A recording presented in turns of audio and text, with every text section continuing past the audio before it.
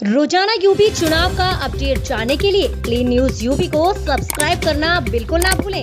तो चलिए जानते हैं आज की 10 बड़ी खबरों को।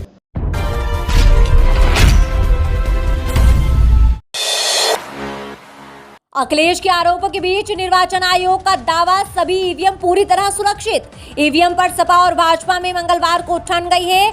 सपा अध्यक्ष अखिलेश यादव ने आरोप लगाया है कि भाजपा के इशारे पर अफसर मतगणना में धांधली कराने की साजिश रच रहे हैं। बिना सुरक्षा के ईवीएम इधर से उधर ले जाई जा रही है। उधर वाराणसी में ईवीएम के फेरबदल और बरेली में कूड़े की गाड़ी में कोरे बैलेट पेपर मिलने का आरोप लगाते हुए सपा कार्यकर्ताओं ने हंगामा किया।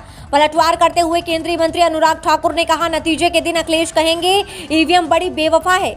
इसी बीच यूपी के पूर्व निर्वाचन आयुक्त ने सभी आशंकाओं को निराधार बताते हुए दावा किया है कि सभी ईवीएम पूरी तरह सुरक्षित हैं।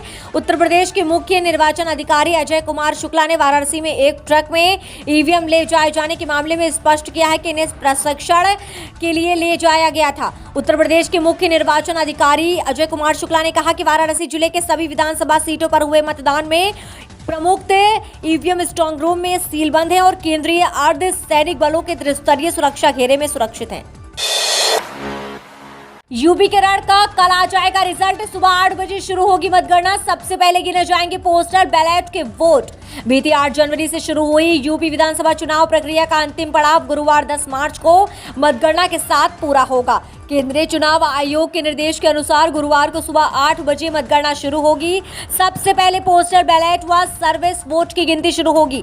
इसके आधे घंटे बाद ही इलेक्ट्रॉनिक वोटिंग मशीनों की कंट्रोल यूनिट में दर्ज हुए वोटों की भी मतगणना शुरू हो जाएगी। अनुमान है कि सुबह 10 बजे से 11 बजे के बीच शुरुआती रुझान आना शुरू हो जाएंगे। चूंकि इस बार पोस्टल बैलेट काफी ज्यादा तादाद में पड़े हैं, इसलिए हर सीट के अंतिम परिणाम की घोषणा में देर हो सकती है। पुलिस कमिश्नर और डीएम ने ईवीएम स्ट्रांग रूम की सुरक्षा रखी।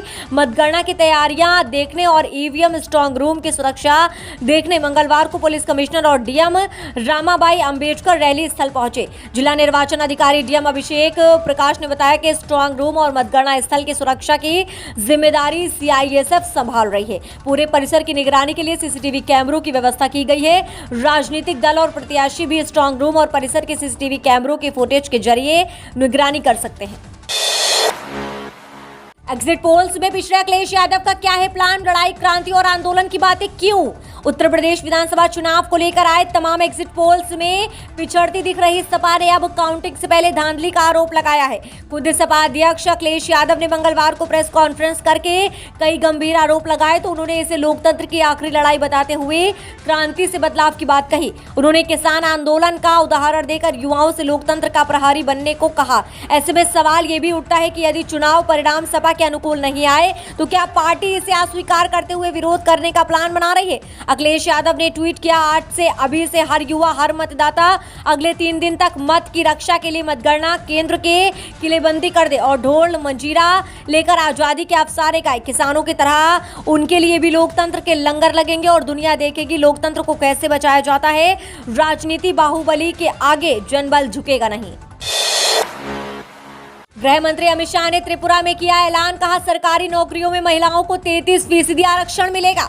त्रिपुरा में भाजपा सरकार के 4 साल पूरे होने पर अगरतला में एक जनसभा को संबोधित करते हुए केंद्रीय गृह मंत्री अमित शाह ने मंगलवार को ऐलान किया कि प्रदेश में सरकारी नौकरियों में महिलाओं को 33% आरक्षण दिया जाएगा। शाह ने कहा, मैं आपको विश्वास दिलाता हूं कि इन 4 साल में हमने त्रिपुरा को संभालने का काम किया है। अगले साल जब 5 साल हो जाएंगे तो उसके बाद एक मौका और दे दीजिए। हम त्रिपुरा को देश में नंबर 1 का राज्य बनाएंगे। गृह मंत्री ने आगे कहा, जहां जहां कम्युनिस्टों की सरकार होती है वहां राजनीतिक विरोधियों के खून से होली खेली जाती है, लेकिन मैं गर्व से कह सकता हूं कि त्रिपुरा में राजनीतिक हत्याओं पर पूर्ण विराम लगाने का काम हमारे मुख्यमंत्री विलंब देव जी ने किया है। शाह ने कहा कि पहले त्रिपुरा में उग्रवाद, घुसपैठ, बंद तनाव, भ्रष्टाचार की चर्चा होती थी। आज पूरे नॉर्थ ईस्ट को पीएम नरेंद्र मोदी ने अष्टलक्ष्मी का स्वरूप देकर विकास, कनेक्टिविटी, इंफ्रास्ट्रक्चर, स्पोर्ट्स, इन्वेस्टमेंट और जैविक खेती का बड़ा हब बनाने का काम किया है।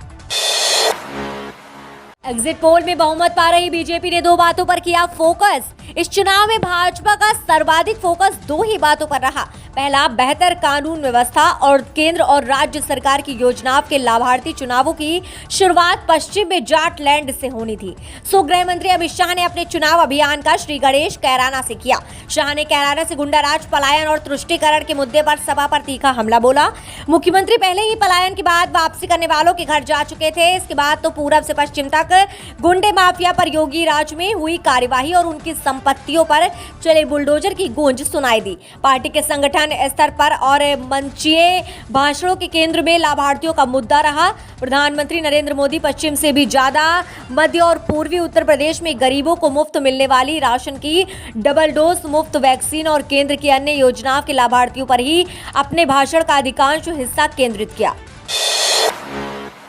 मोदी सरकार के सामने तेल से लेकर खाद्य पदार्थों की बढ़ती कीमतों की चुनौती। उत्तर प्रदेश में 7वें चरण के मतदान के साथ करीब 2 महीने से चल रही 5 राज्यों की चुनावी प्रक्रिया लगभग पूरी हो गई है। इससे चुनाव प्रचार में व्यस्त रही केंद्र की मोदी सरकार को अर्थव्यवस्था में सुधार के लिए पूरा समय मिलेगा। इन 2 महीनों में अर्थव्यवस्था के मोर्चे पर काफी कुछ बदलाव आया है। तेल से लेकर खाद्य पदार्थों की बढ़ती कीमतें सरकार के सामने बड़ी चुनौती पेश कर रही है। आइए जानते हैं कि सरकार को किन किन मोर्चों पर चुनौती मिलने वाली है। इस साल अधिक सर्वे में कच्चे तेल की कीमतें $70 से $75 प्रति बैरल रहने का अनुमान जताया गया है, लेकिन यह अनुमान गलत साबित हुआ है। 7 मार्च को कच्चे तेल की कीमत $139 के पार पहुंच गई। हालांकि देर रात को ये $123 प्रति बैरल तक आ गई। पेट्रोल डीजल की कीमतों में बीते 4 नवंबर से कोई बदलाव नहीं हुआ।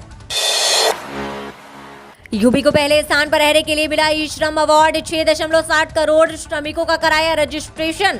असंगठित क्षेत्र के कामगारों के पंजीकरण के मामले में यूपी ने देश में कीर्तिमान स्थापित किया है। केंद्रीय ई श्रम पोर्टल पर श्रमिकों के पंजीकरण में प्रदेश पूरे देश में पहले स्थान पर है। इस उपलब्धि के लिए केंद्रीय श्रम एवं रोजगार विभाग के मंत्री भूपेंद्र यादव ने प्रदेश सरकार की ओर से अपर मुख्य सचिव श्रम सुरेश चंद्रा, विशेष सचिव पीपी सिंह को ई श्रम अवार्ड प्रदान किया है।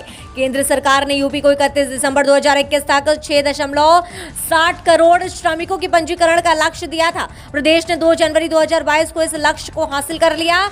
उप श्रमायुक्त शमीम अख्तर के अनुसार प्रदेश में 7 मार्च तक प्रदेश में 8,22,69,198 श्रमिकों का पंजीकरण किया जा चुका है। आजादी के अमृत महोत्सव में श्रम पोर्टल पर 25 करोड़ श्रमिकों को सफलतापूर्वक पंजीयन की उपलब्धि हासिल करने पर केंद्रीय श्रम एवं रोजगार मंत्रालय द्वारा नई दिल्ली के विज्ञान भवन में ई श्रम अवार्ड देने को कार्यक्रम आयोजित किया गया था। इसी क्रम में पंजीकरण के मामले में देश में पहले तथा राज्य सेवा केंद्र के माध्यम से पंजीकरण में दूसरा स्थान पाने के लिए यूपी को सम्मानित किया गया।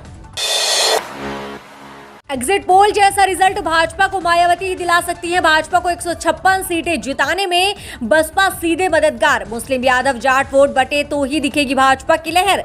उत्तर प्रदेश में 7 चरणों पर हुई वोटिंग का कल रिजल्ट आना है।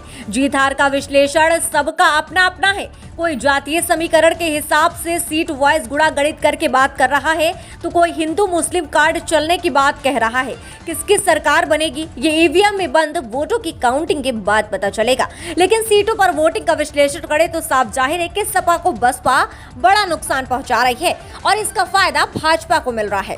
दरअसल ये हम नहीं कह रहे, बल्कि सपा के उम्मीदवारों के सामने मायावती ने जिस तरह से मुस्लिम के सामने मुस्लिम उम्मीदवार और यादव के सामने यादव उम्मीदवार उतरे हैं, उससे तो यही जाहिर है। जी हाँ, 403 में ऐसी 156 सीटें जिसमें मायावती की रणनीति भाजपा को वादा पहुंचाने वाली है। हालांकि मायावती इस सवाल पर अक्सर कह देती है मुस्लिम की संख्या उनकी भागीदारी के हिसाब से तय की गई है। 156 सीटों के अलावा बाकी बची सीटों पर भी मायावती अकेले जीतने का दम भर रही हैं।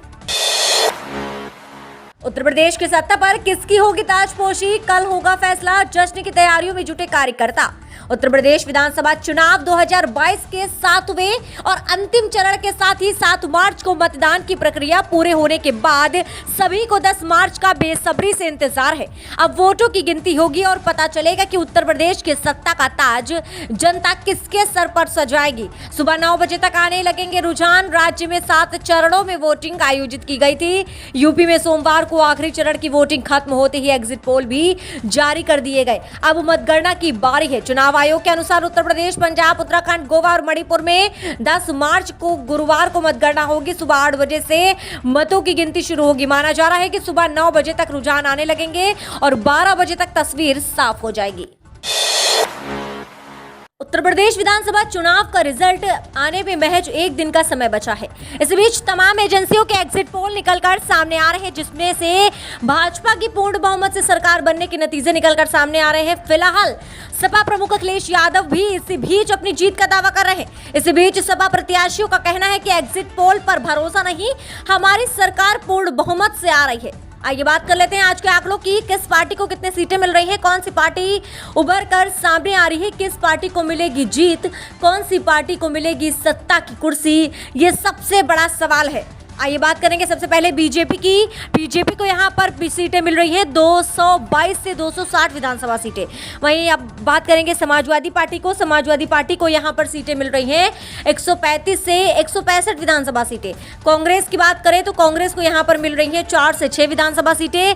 अगर बात करें बहुजन समाज पार्टी की तो बहुजन समाज पार्टी को यहाँ पर मिल रही है 14 से 24 विधानसभा सीटें। अब आप हमें कमेंट के माध्यम से अपनी राय जरूर दें कि आपके हिसाब से कौन सी पार्टी पहले नंबर पर आ सकती है। आप किस पार्टी को समर्थन कर रहे हैं, अपनी राय कमेंट के माध्यम से हमें जरूर दें।